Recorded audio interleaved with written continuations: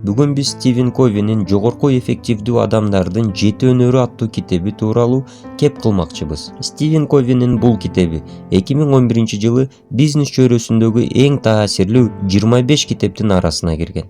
Анда эмесе баштадык.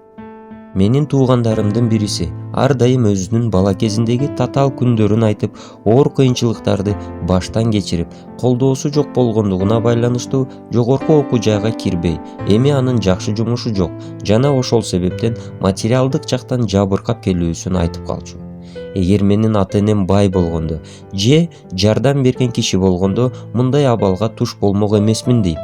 Башка бир тууганым дагы өзүнүн бала кезиндеги татаал күндөрүн айтып, кандай кыйынчылыктарды башынан кечирип, жогорку окуу жайга бир нече жолу аракет кылып, тилекке каршы өтө албай калганын сөз кылчу.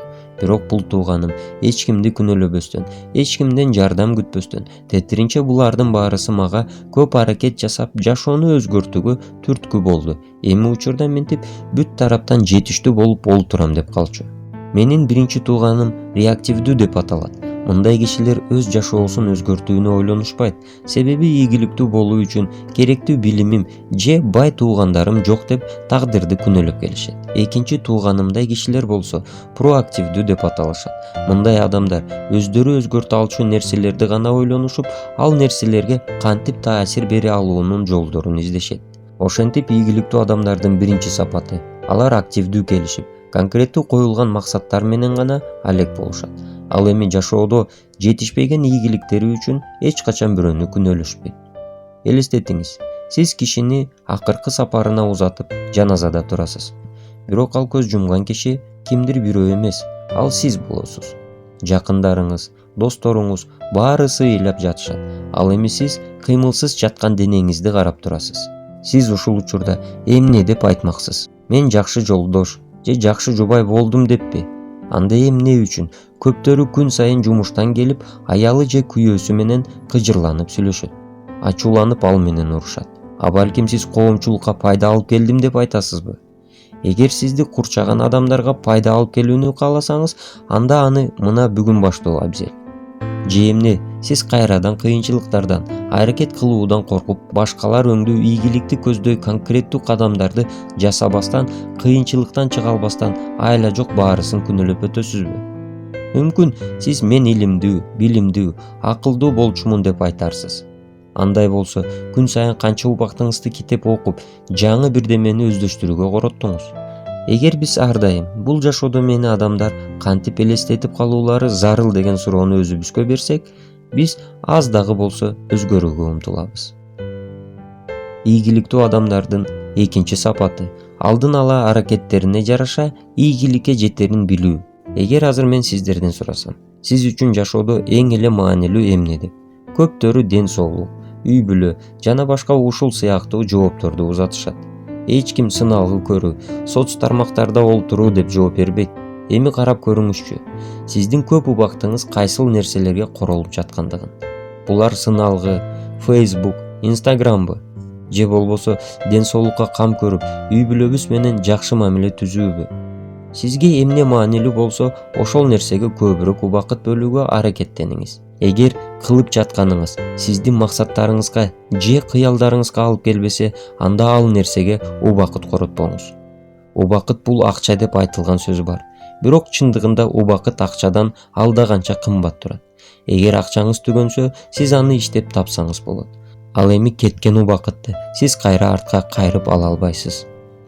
Андыктан ийгиликтүү адамдардын үчүнчү сапаты бул биринчи орунга чындыгында маанилүү нерсени коюу. Эми элес алып көрүңүз. Сиздин Жапон рестораныңыз бар дейли. Менде болсо Кытай рестораны бар. Экөөбүздүн рестораныбыз бири-бирибизге карама-каршы жайгашкан. Сиздин кардарларыңыздын саны 5000 киши. Меники дагы 5000 киши. Экөөбүз кеңешип төмөнкү чечимге келдик. Сиз өз кардарларыңызга менин визиткаларымды берип, мен болсо кардарларыма сиздин визиткаңызды беремин. Жыйынтыгында биз экөөбүз бир канча жаңы кардарлуу болобуз. Эми башка өңдүү сүрөттү элестетип көрөлү. Мен сиздин интернет баракчаңызга кирип, сиз тууралуу жаман сөздөрдү жазып, сиздин тамактарыңыз даамсыз, керек болсо ачыган тамак аш сатышат деп жаздым. Бул нерсени билип калып, сиз дагы менин интернет баракчама кирип, жаман кептерди жазып кеттиз. Жыйынтыгында биз экөөбүз тең аз болсо да жаман атка конуп өз атыбызды булгап алдык. Андыктан ийгиликтүү адамдардын 4-чү сапаты бул жеңишке эки тараптын тең жетүүсүн ойлоо. Жеңишке жетүү үчүн сөзсүз эле бирөөнүн жеңилүүсү керек эмес. Өзүңүзгө кошо ийгиликке башкаларды да алып келсе болот. Мындай жол менен сиз көп мезгилде жеңиште жүрөсүз. Ийгиликтүү адамдардын 5-чи сапаты. Ийгиликтүү инсан ар качан коомго пайда алып келүүнү көздөйт. Эми элестетип көрүңүз. Эки киши бийик болгон бактан мөмө үзүүнү каалашты. Тилекке каршы бойлору мөмөлөргө жеткен жок. Эгер бул адамдар биргелешип аракет кылышпаса, анда бириси да өз максатына жете албайт. Эгерде бириси экинчисин мойнуна мингизип көтөрсө, анда албетте булар көп мөмө үзүшөт. Жыйынтыгында аларды экиге бөлүп алышса болот. Мындай кызматташуу синергия деп аталат. Мисалы, менин проектимди ишке ашыруу үчүн мага дизайнер керек дейли. Ал максатта мен өз командама кесипкөй дизайнер чакыруум зарыл. Себеби ал оңдуу дизайнер болуш үчүн мага жалпысы 10-15 жыл убактымды коротуум зарыл. Андыктан күч бирдикте болот. Унутпаңыз, бул жашоодо убакыт чексиз эмес. Ошондуктан биз үйрөнгөн билим менен өнөр дагы чектелген. Бирок биз башка адамдар менен биригип иш кылсак, анда биздин мүмкүнчүлүктөрүбүз чексиз болот. Ийгиликтүү адамдардын 6-чы сапаты бул позитивдүү энергия жаратуу. Мисалы, бир киши чоң бакты бир нече саат аралап жыгыта албай кыйналат. Аны байкаган кошунасы келип, сен араңды курчутуп алсаң, бакты эртерээк жыгытасың дейт. Эгер мен араны курчутуп олтуруп алсам, ага убакыт кетпейт деп ойлойсуңбу деп суроолуу жооп узатат. Бул окуя күлкүлүү көрүнүшү мүмкүн, бирок тилекке каршы кээ бир адамдар дайыма жогорудай кылышат. Ошентип ийгиликтүү адамдардын 7-чи сапаты алар ар дайым өз арасын курчутууга убакыт табышат экен. Эгер сизге биздин видеолор жагып жатса жана келечекте ушул өңдүү видеолорду көрүүнү кааласаңыз, бизге комментарий калтырып, бизге катталып жана өз жакындарыңызга биз тууралуу айтып лайк басканды унутпаңыз. Көңүл бурганыңыздарга чоң рахмат.